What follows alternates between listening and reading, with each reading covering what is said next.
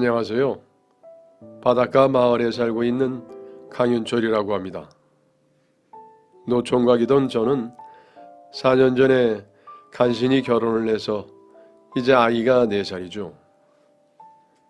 떵떵거리며 사는 것은 아니지만 그래도 힘들었던 예전을 생각하면 요즘은 삶이 행복합니다. 물론 현재에 안주하지 않고 더 열심히 앞으로 나가야겠죠. 저는 남들보다 조금 더 오랜 시간을 돌고 돌아왔거든요. 하지만 힘들게 돌아온 시간 동안 저도 모르게 삶에 대한 경험이 쌓이고 있었더군요. 그 시간이 저에게 값진 시간이었다는 걸 이제야 알 것 같습니다. 저는 바닷마을에서 나고 자랐습니다. 이런 바다마을에는 여러 유형의 사람들이 살고 있죠. 선주도 있고 그 배에서 물고기를 잡는 어부들도 있죠. 그리고 항구 앞 어시장에서 그 물고기를 파는 상인들도 있고요. 또한 항구 근처 횟집을 차려 관광객을 상대로 식당을 운영하는 사람들도 있습니다. 여러 사람들이 바다를 바라보며 여러 가지 직업을 갖고 살죠. 그런데 그 속에서도 부자인 사람과 품을 받으며 일하는 사람들로 나누어져 있습니다. 아무래도 최고의 값은 선주라고 할 수 있죠. 배 주인이 배를 움직여야 어부들이 물고기를 잡아오고 물고기를 잡아와야 상인들이 그 물고기를 팔 수 있으며 식당에서도 장사를 할 수 있으니까요. 저는 품을 받고 일하는 어부의 아들로 태어났습니다. 조 부모님의 가난이 부모님의 가난으로 대물림된 것이죠. 평생 배 한 척 소유해 본 적이 없는 아버지는 제가 어릴 때부터 다른 사람들의 배를 타고 물고기를 잡아 생계를 유지했습니다. 저는 그런 생활이 참으로 힘들었습니다. 입에 넣을 음식이 부족했던 것은 아니지만 작은 학교의 친구들은 모두 한 동네 이웃이었고 각자의 집안 사정을 필요 이상으로 자세히 알고 있었죠. 그리고 이런 정보로 인해 친구들 사이에서도 부모님의 부에 따라 계층이 나뉘어졌습니다. 결과적으로 우리 집이 가난한 집이라는 걸 전 교생이 다 알고 있었으니 제 계급은 최하층이었고 그런 학교 생활이 즐거웠을 리가 없죠. 친구들 모두 저를 멸시하는 것 같았죠. 그중 특히 같은 반 친구 봉식이는 언제나 저를 대놓고 웃음거리를 만들곤 했습니다. 야 깡통, 너희 아버지 오늘도 우리 배 탄다며? 너희 집은 언제까지 우리 집에 빌부터 먹을 거냐? 봉식이는 윤철이라는 이름 대신 언제나 절 깡통이라고 부르곤 했습니다. 그리고 우리 아버지가 본인 아버지 배에서 일하는 것을 조롱하며 떠들어대곤 했죠. 그러면 주변 친구들도 깡통거리며 한마디씩 거들곤 했습니다. 그런 봉식이가 너무나도 싫었지만 그렇다고 덤빌 수는 없었습니다. 우리 아버지가 가장 자주 타는 배가 봉식이 아버지의 배였거든요. 제가 아무리 싫다고 해도 아버지는 봉식이네 배를 타곤 했습니다. 아버지, 봉식이네 배 좀 안 타면 안 돼요? 다른 집 배도 많잖아요. 그래도 봉식이 아버지가 삭을 제일 잘 쳐줘. 그러니까 타는 거지. 사실 봉식이 아버지가 삭을 잘 쳐주는 이유는 그 아버지의 더러운 성질 때문에 대부분의 어부들이 봉식이네 배 타는 것을 기피했기 때문입니다. 하지만 아버지는 꿋꿋하게 봉식이네 배를 탔죠. 강가야, 오늘 배 못 채우면 네 품삯은 없다. 나이도 얼마 먹도 않은 게 왜 이렇게 힘을 못 쓰냐. 우리 집에서 빌부터 먹으려면 그 값은 제대로 해야 할 것 아니냐. 봉식이 아버지는 우리 아버지와 동갑임에도 불구하고 아버지를 본인보다 한참 어린 동생 대하듯 하곤 했습니다. 심지어 고기를 싣고 돌아왔을 때는 막 잡은 물고기가 가득 들어있는 상자를 나르는 아버지에게 빠릿빠릿하게 움직이지 않는다며 윽박지르기도 했죠. 사람들은 그런 봉식의 아버지를 보며 눈살을 찌푸리기도 했지만 그 누구도 그 사람의 입을 막을 사람은 없었습니다. 왜냐하면 봉식이는 이 동네 제일 부자였거든요. 크고 작은 배 몇 척을 가지고 있었고 봉식이 엄마는 항구 입구 쪽에 건물을 지어 횟집을 하고 있었습니다.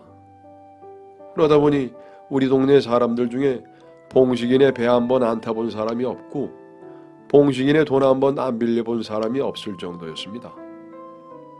그렇게 봉식이네는 이 동네 최고의 갑의 위치에 군림하고 있었습니다.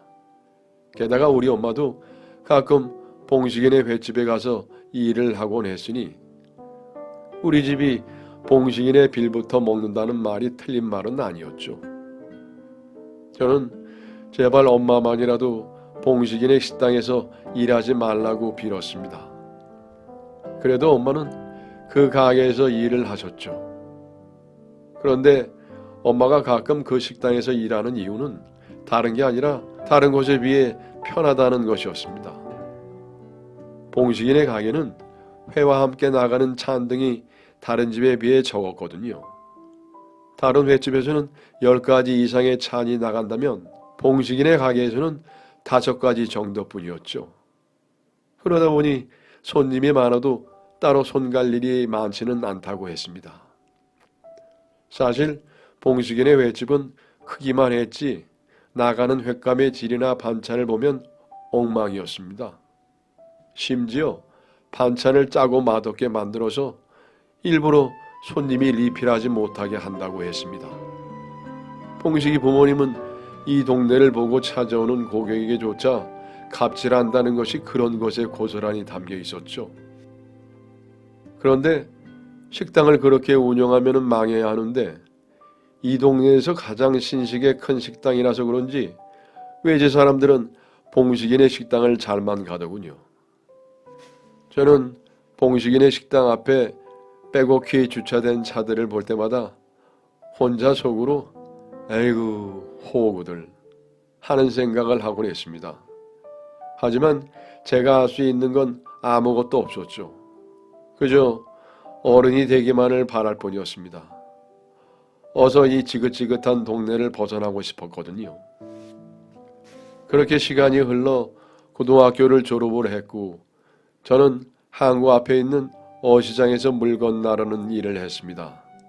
대학을 가고 싶었지만 당장 집안에 돈이 없기에 벌어야 했으니까요. 하지만 그렇게 버는 돈은 얼마 되지 않았고 그나마도 대학 등록금을 모으기 전에 집 생활비로 먼저 들어갔습니다. 그렇게 1년 동안 헛짓만 한 저는 21살에 바로 군대를 갔습니다. 전역 후에는 반드시 서울로 가야겠다고 생각을 하면서 말이죠. 하지만 저는 군 생활을 마친 후 다시 고향으로 돌아왔습니다. 그 이유는 다름 아닌 제 첫사랑 연희 때문이었죠. 사실 연희의 이름은 신미연입니다. 그런데 연희는 항상 저를 강윤철이라는 이름 대신 철아 하고 부르곤 했어요. 학창시절 답답한 마음에 부둣가에 앉아있을 때면은 철아 혼자 뭐해? 하며 다가오곤 했죠. 연희의 집은 우리 집보다 가난했습니다. 연희에게는 아버지가 안 계셨거든요.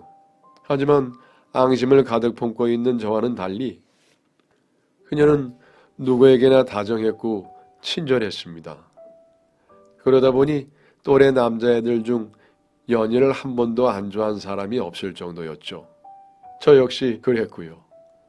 하지만 제 마음을 고백한 적은 없었죠.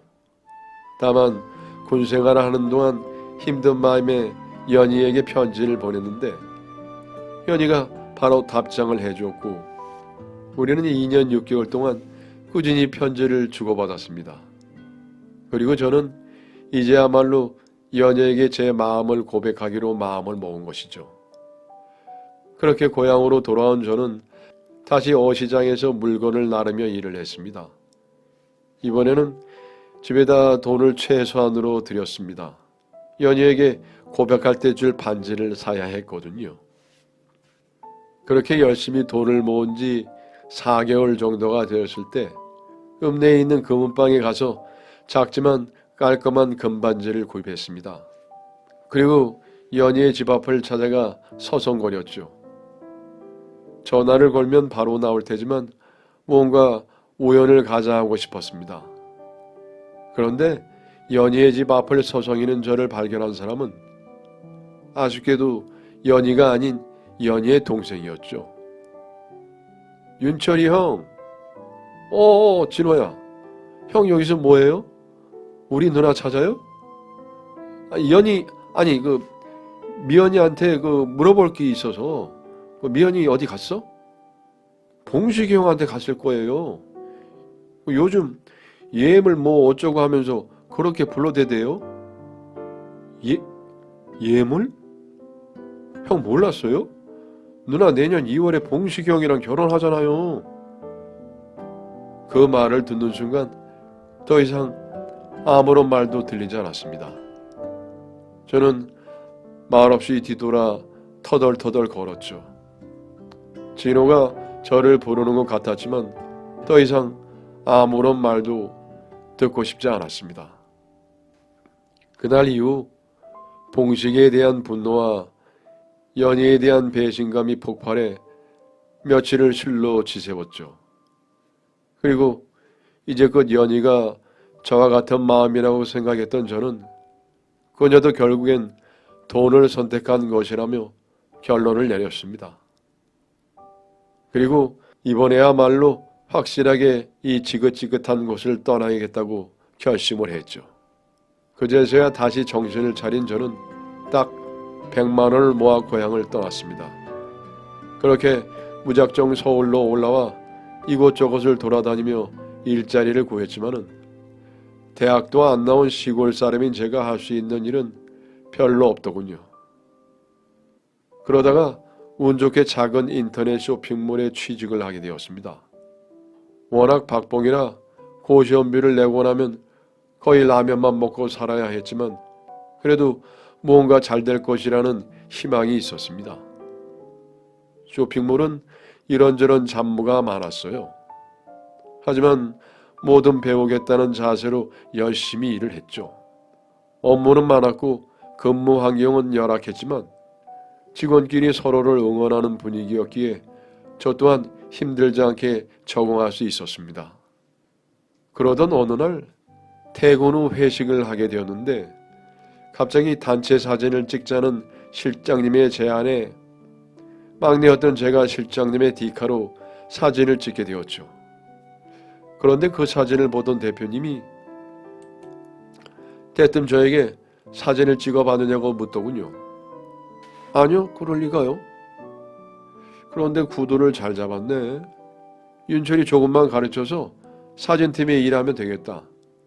사진팀이요? 그렇게 저는 잠일꾼에서 갑자기 쇼핑몰 사진팀으로 가게 되었습니다. 워낙 돈도 없고 직원이 없다 보니 내일 내일이 없는 곳이라 가능했던 일이죠. 그렇게 엉겹결에 커다란 카메라를 만지게 된 저는 실장과 대표의 코치를 받으며 조금씩 사진 기술을 배워나갔고 이후에는 포토샵 하는 방법도 배우게 되었습니다. 하지만 이곳에서의 인연은 2년 정도가 전부였죠. 쇼핑몰의 규모가 점점 커지다 보니 제 어설픈 실력이 받쳐주지 않았던 것입니다. 언제부턴가 대표가 제 사진에 만족하지 못하는 것을 알게 된 저는 결국 사표를 냈습니다. 조금 부족한 저를 저렴한 가격에 쓰고 싶어하는 곳이 또 있을 거라고 생각을 했죠. 그리고 그 예상은 적중했습니다.